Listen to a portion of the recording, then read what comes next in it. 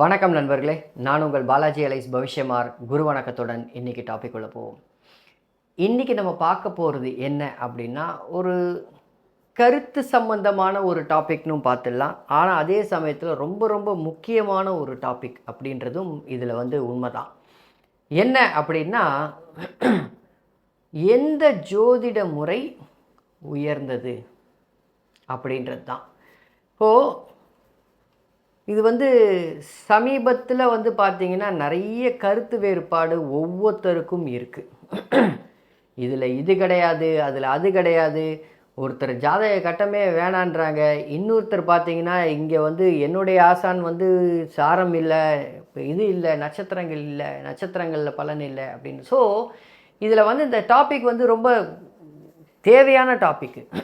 ஏன் அப்படின்னா, ஒவ்வொரு குருநாதர்களும் ஒவ்வொரு அமைப்புகளில் அவரவர்களுக்கு தெரிந்த விஷயத்தை அதில் உயர்நிலை பெற்று விளங்கக்கூடிய ஒரு அமைப்பில் இருக்குது. ஸோ அப்போது இதில் எது ரொம்ப சிறந்த ஜோதிட அமைப்பு அப்படின்னு பார்த்தீங்கன்னா, அடுத்த கேள்வி இது வரைக்கும் பார்த்துட்டு டக்குன்னு பாஸ் பண்ணிட்டு க்ளோஸ் பண்ணிட்டு போகிறவங்களுக்கு என்னதுன்னா, ஆமாம் இவனுக்கு எல்லா முறையும் இவனுக்கு தெரிஞ்சிருச்சா அப்படின்ற அடுத்த ஒரு கேள்வி வரும். ஸோ என்னை பொறுத்த மட்டும் ரொம்ப சிம்பிளாக சொல்லணும் அப்படின்னா, எல்லா முறையுமே நல்ல முறைகள் தான். அதில் எந்த மாற்று கருத்தும் கிடையாது. உதாரணத்திற்கு சுபத்துவ சூட்சமவலு முறையாக இருந்தாலும் சரி, ஜிகே ஐயாவுடைய பாகை முறையாக இருந்தாலும் சரி, இல்லை நம்ம கோபு ஐயாவுடைய லக்னாதிபதி கான்செப்ட் முறையாக இருந்தாலும் சரி, இல்லை கட்டமே இல்லாமல் இந்த ராஜநாடியில் சொல்கிறாங்களே அந்த மாதிரியான முறையாக இருந்தாலும் சரி, ஏஎல்பி அஸ்ட்ராலஜியாக இருந்தாலும் சரி, டிஎன்ஏ அஸ்ட்ராலஜியாக இருந்தாலும் சரி, கேபி சிஸ்டமாக இருந்தாலும் சரி. ஸோ ஒவ்வொரு துறையிலுமே மாணவர்கள் எப்படி இருப்பாங்கன்னா, அந்த துறையில் தான் கற்றுக்கொண்ட விஷயத்தில் தேர்ச்சி பெற்றவரும் இருப்பார்கள், தேர்ச்சி இல்லாமலும் இருப்பாங்க. உதாரணத்திற்கு கேபி அஸ்ட்ராலஜியில் கை தேர்ந்தவர்கள், உதாரணத்துக்கு சொல்கிறேன், அதை கண்டுபிடிச்ச கேபி ஐயாவையே வச்சுப்போமே. அதை கண்டுபிடிச்சது கேபி ஐயா தானே. ஒருவேளை கேபி ஐயா கிட்ட போயிட்டு நம்ம ஜாதகத்தை காமிச்சு இதுக்கு பலன் சொல்லுங்கன்னா அவரால் துல்லியமாக சொல்ல முடியுமில்ல? ஏன் சொல்ல முடியாதாமல் இருக்குமா? இப்போ ஒரு உதாரணத்துக்கு சொல்கிறேன். கேபி சிஸ்டமே ஒரு ஃப்ளாப் சிஸ்டம், அது ஒரு சார முறையில் வந்தது, அது ஒரு கம்ப்ளீட்டான ஃப்ளாப் சிஸ்டம் அப்படின்னு சொல்லக்கூடிய இன்றைக்கி கருத்தை வைக்கிறோம் நம்ம. அப்போது இந்த கருத்தை வைக்கக்கூடிய நம்ம எங்கே நிற்கணும் அப்படின்னா, ஒருவேளை கேபி வாழ்ந்து கொண்டிருக்கிறார்னு வச்சுப்போம். கேபி வாழ்ந்து கொண்டு இருக்கிறார், இப்போ அந்த கருத்தை வைக்க முடியாதுல்ல. யோசிச்சு பாருங்கள், நான் சொல்கிறத யோசிச்சு பாருங்கள். என்னுடைய எல்லா கருத்தையுமே உடனே ஏற்றுக்கணுன்ற அவசியம் இல்லை. நீங்கள் உங்களுடைய மண்டையில் போட்டு உருட்டி பாருங்கள். உங்களுடைய புதனுக்கு வேலை கொடுங்க. நான் சொல்கிறேன், உங்களுடைய புதனுக்கு வேலை கொடுங்க. நான் சொல்கிறத அப்படியே ஏற்றுக்கணுன்ற அவசியமெல்லாம் இல்லை. ஆனால் அதுக்கு பதிலாக திரியை தூண்டி விடும் பொழுது உங்கள் புதனுக்கு வேலை கொடுத்து யோசிங்க. அப்போது கேபி ஐயா இப்போ உயிரோடு இருந்தார்னா, அவரால் ஒரு ஜாதகத்தை பார்த்த உடனேயே அவரால் பலன் சொல்ல முடியுமா, முடியாதா? உதாரணத்திற்கு எந்த துறையில் இருக்காருன்னு கூட சொல்லிடலாம், அவர் சொல்லுவார். அப்போது அந்த துறையில் கை தேர்ந்தவர்கள் இருக்கார்கள், அதே சமயத்தில் கத்துக்குட்டிகளும் இருக்கார்கள். இதுதானே உண்மை. அதே மாதிரி தான் ஆதித்ய குருஜி கிட்ட கொண்டு போய் நீங்கள் ஜாதகத்தை கொடுத்தீங்கன்னா எந்த துறையில் வேலை செய்கிறீங்கன்றது அவரால் பட்டுன்னு சொல்ல முடியும். ஆனால் அதே சமயத்தில் அந்த துறையில் இன்னும் கை தேராமல் இருக்கக்கூடிய ஒரு சில மாணவர்களிடம் கொடுத்தீங்கன்னா அவங்க தடுமாறுவாங்க. இவ்வளோதான் விஷயம். அதே மாதிரி தான் ஒவ்வொரு துறையிலுமே. அப்போது ஒவ்வொரு துறையுமே அந்தந்த ஆசான்களாக இருக்கக்கூடிய அவர்கள் ஜாதக பலனை ஒழுங்காகத்தானே சொல்கிறாங்க. அப்போது பேசிக்காக பார்த்தீங்கன்னா எந்த துறையாக இருந்தாலும் சரி, ஜோதிடத்தை பொறுத்த மட்டும் கேபி சிஸ்டம் ஒரு உதாரணத்துக்கு சொல்கிறோம். காவேரின்றது நம்மளுடைய நதிகள் எல்லாமே கடலை தான் போய் சேருகிறது, அந்த சங்கமத்தை தான் போய் சேருகிறது. அப்போது காவேரி அதுவும் போய் கடலில் கறக்குது, அதுதான் சுபத்துவ பாபத்துவம்னு வச்சுக்கோங்க. நர்மதா ரிவர், அதுவும் போய் கடலில் தான் கறக்குது. அது கேபி சிஸ்டம்னு வச்சுக்கோங்க. ராஜநாடி கிருஷ்ணா நதி அப்படின்னு வச்சுக்கோங்க, அதுவும் கடலில் தான் போய் சேருது. ஏஎல்பி கூடவே வச்சுக்கோங்க, தப்தி அப்படின்ற ரிவர் வச்சுக்கோங்க, இல்லை சிந்துன்னு வச்சுக்கோங்க, இல்லை யமுனான்னு வச்சுக்கோங்க, இல்லை கங்கைன்னு வச்சுக்கோங்க, எது வேணாலும் வச்சுக்கோங்க, எல்லாமே கடலை தான் போய் சேருகிறது. அப்போ என்ன ஆகுது இங்கே அப்படின்னா, கடல் அப்படின்றது வந்து கடைசியில் சங்கமிக்கக்கூடிய ஒரு விஷயம். அப்போ அந்த கடல்னா என்ன? பலன் தான். அப்போ பேசிக்காக அப்போ வந்து ஒரு எந்த துறை பெருசு அப்படின்னா, பலன் சொல்ல தெரிந்தால் எந்த துறையாக இருந்தாலும் பிரச்சனை இல்லை. இதில் காமனாக நம்ம வந்துடுவோமா? ஏன்னா ரொம்ப சிம்பிளாக சொல்கிறேன்.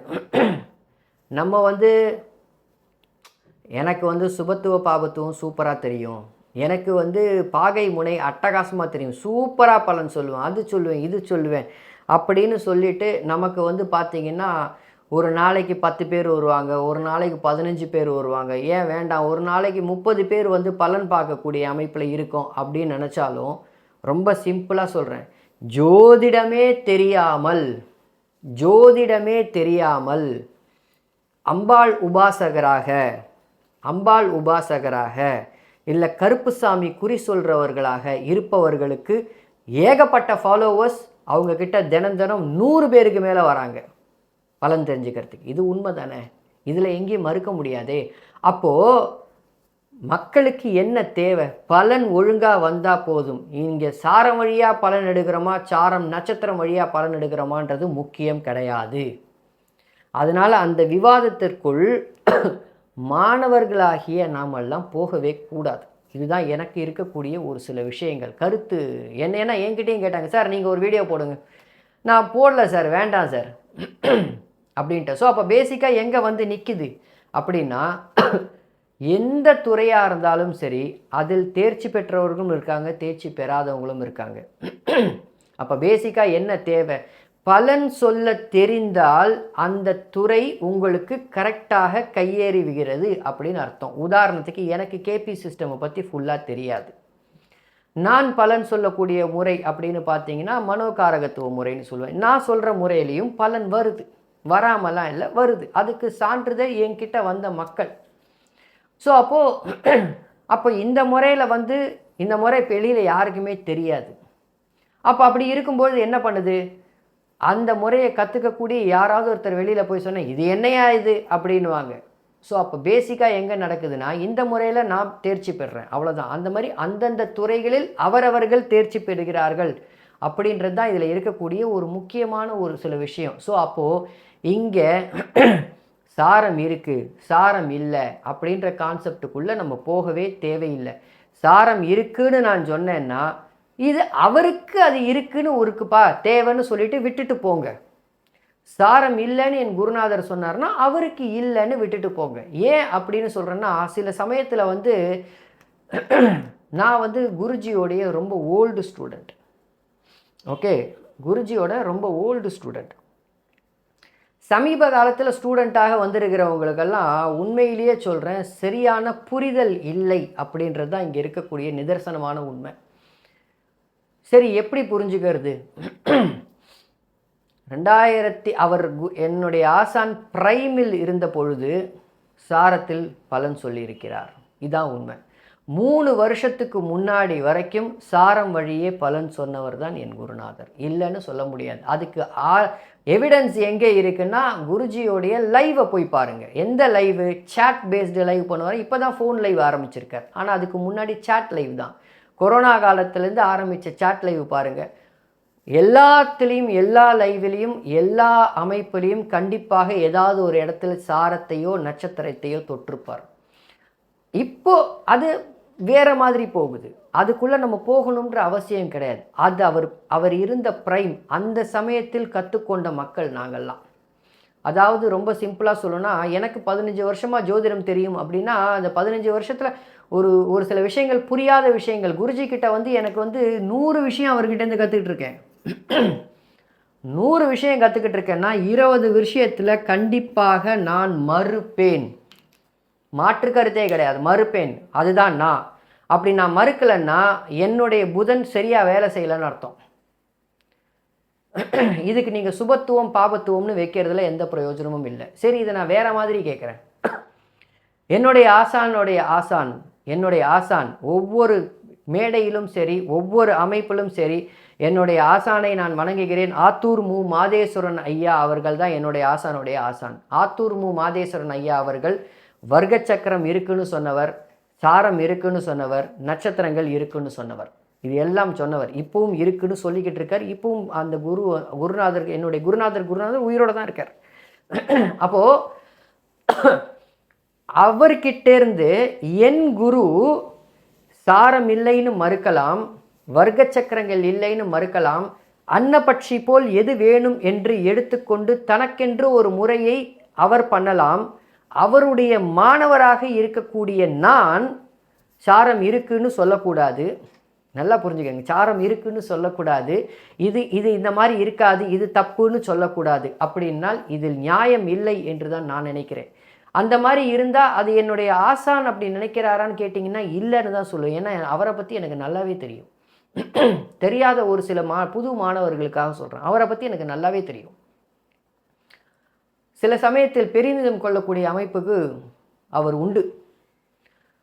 பாலாஜி சூப்பர் அப்படின்னு சொல்லக்கூடிய அமைப்புகளுக்கு உண்டு. ஸோ அப்போ அதனால் தேவையில்லாத சர்ச்சைக்குள்ளேயே வேண்டாம். என்னுடைய ஆசானிடமிருந்து என் ஆசான் மாறுபடுகிறார், அவரிடமிருந்து நான் ஒரு சில விஷயத்தில் மாறுபடுகிறேன். 80% மிச்சம் எனக்கு அவர் பண்ணதில் எனக்கு தெரியுது, உண்மைன்றது தெரியுது.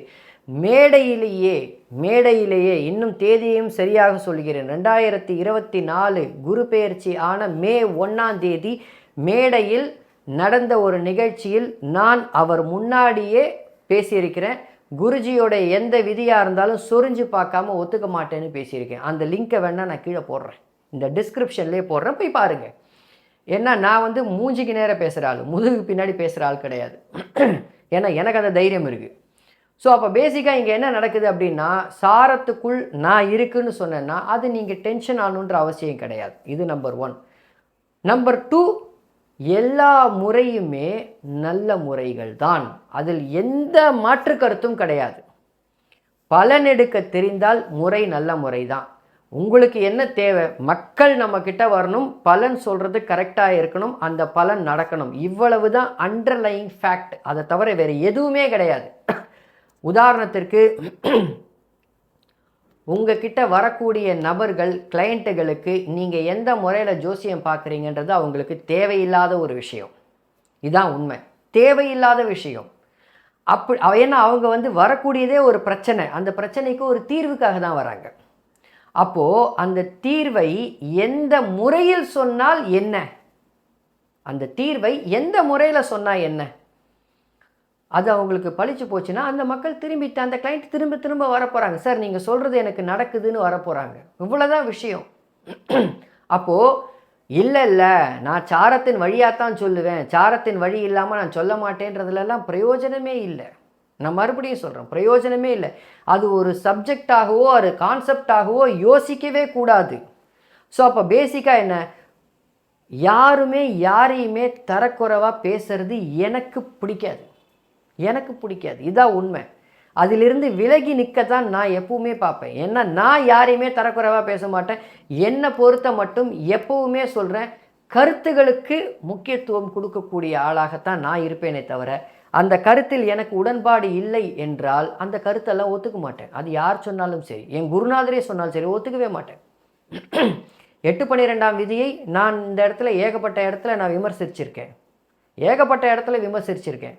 உச்சனுடைய வீட்டில் உக்காந்த கிரகம் அதையும் ஏகப்பட்ட இடத்துல விமர்சனம் பண்ணியிருக்கேன். என்னுடைய லைவில் விமர்சனம் பண்ணியிருக்கேன், இல்லைன்னு சொல்லவே இல்லை. ஏன்னா நான் பார்க்குறதும் பாரம்பரிய முறை, அவர் பார்க்குறதும் பாரம்பரிய முறை. இவ்வளோதான் விஷயம்.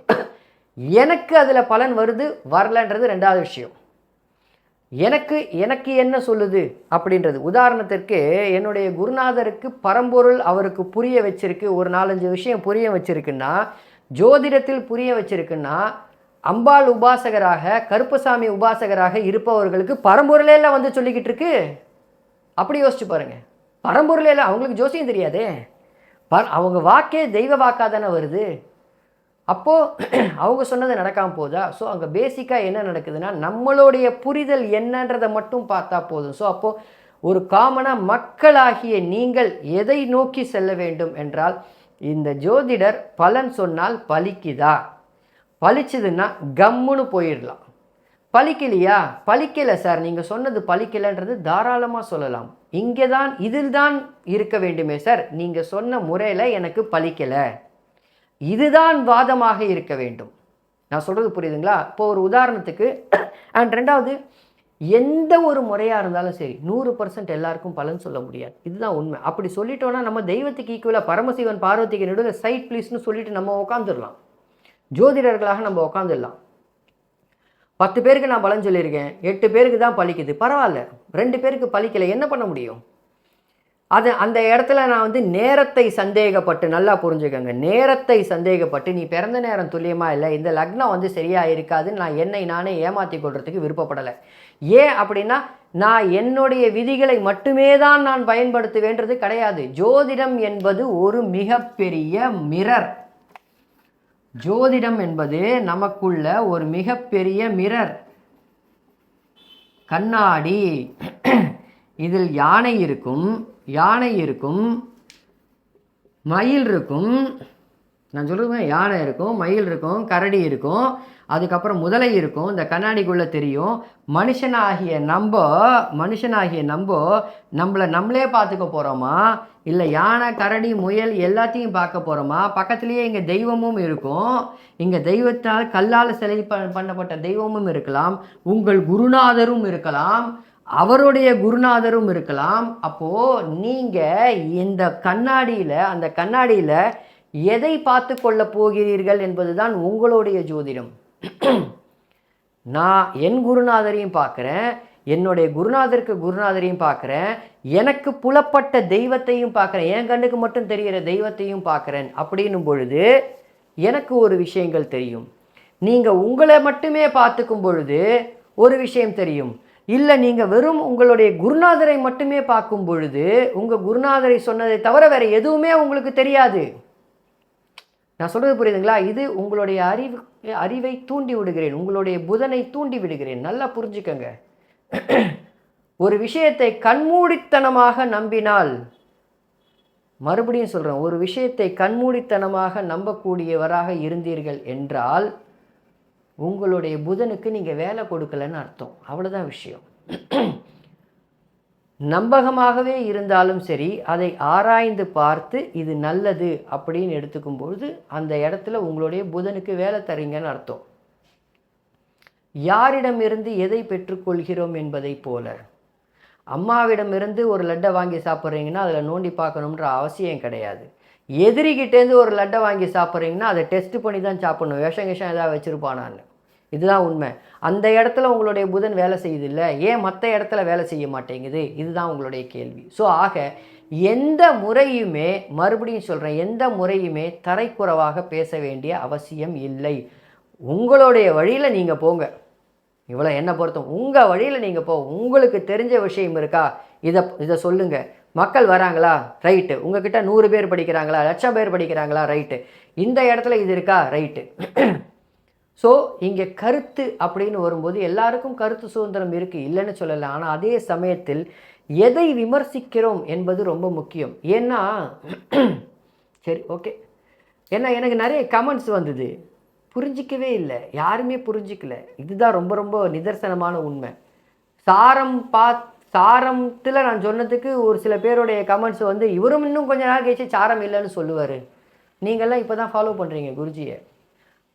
குருஜியோடைய ப்ரைமில் அவர் சொன்ன பலனை எல்லாம் நீங்கள் கேட்டிங்கன்னா, மறுபடியும் சொல்கிறேன், கேட்டிங்கன்னா உடம்பு புல்லரிக்கும். இதுதான் உண்மை. 2020, 2019, 2020, 2021 அவர் லைவை போய் பாருங்கள். அவர் சொல்கிற பலன் சொல்கிற விதம், அதுக்கு வார்த்தைகளே கிடையாது. அதெல்லாம் பொக்கிஷங்கள். குருஜியோடைய பழைய யூடியூப் ப்ரீமியம் வீடியோஸை போய் பாருங்கள். அதெல்லாம் பொக்கிஷங்கள்.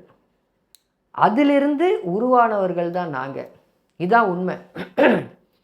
புதுசாக இப்போ எத்தனையோ பேர் வரலாம், எத்தனையோ பேர் ஆஹா நமக்கு வந்தவொடனே ஜோசியம் புரிஞ்சிச்சு, ஆஹா இந்த கிரகம் இங்கே இருக்கும்போது இதான் பண்ணுந்தே, ஆஹா சூப்பர் அப்படின்னு சொல்லலாம். உடனே உங்களுக்கு ஜோசியம் கையேறிச்சின்னு அர்த்தமே கிடையாது. ஜோதிடம் என்பது நீங்கள் என்னத்தை பார்த்துக்கிறீங்கன்றதை பொறுத்து தான் உங்களுக்கு ஜோதிடம்.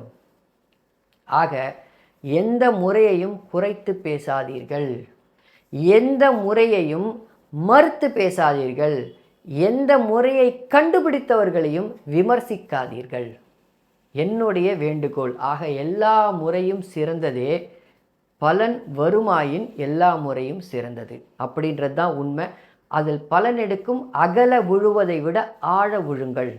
என்னுடைய முறையில் நான் ஆழ உழுதுகிட்டு இருக்கேன், அதில் சாரம் தேவை. புரியுதுங்களா? எதில் சாரம் தேவை. அதனால் நீங்கள் என்னை விமர்சிக்கணுன்ற அவசியம், நீங்கள் விமர்சிக்கும் போது நான் சிரிச்சிட்டு தான் போவேன், என்ன பண்ணுறது? ஸோ பேசிக்காக எதையுமே விமர்சிக்கிறதுன்ற போகாதீங்க. உங்களுக்கு பலன் வருதா, ஒரு 50 ஜாதகத்தை சேர்த்து வச்சு பார்த்து உங்களுக்கு பலன் வருதா எடுத்துக்கங்க, வரலையா எடுத்துக்காதீங்க. சரியா? இதை மட்டும் ஞாபகம் வச்சுக்கோங்க. இந்த வீடியோ பிடிச்சிருந்ததுன்னா லைக் பண்ணுங்கள், ஷேர் பண்ணுங்கள், சப்ஸ்கிரைப் பண்ணுங்கள். மற்றும் இன்னும் மறுபடியும் சொல்கிறேன், சர்வ நிச்சயமாக இந்த வீடியோவை எல்லாருக்கும் போய் சேர்ற மாதிரி பண்ணுங்கள். ஏன்னா எல்லாருக்கும் இப்போது நடக்கக்கூடிய ஒரு சில விஷயத்தில் கண்டிப்பாக எல்லாரும் தெரிந்து கொள்ள வேண்டிய ஒரு சில விஷயங்கள் இது. ஏன்னா போய் தேவையில்லாமல் மற்ற முறையையும் நம்ம கிண்டல் செய்கிறோம், அந்த முறையை ஆசானையும் நம்ம கிண்டல் செய்கிறோம். அது ரொம்ப ரொம்ப தவறான முறை.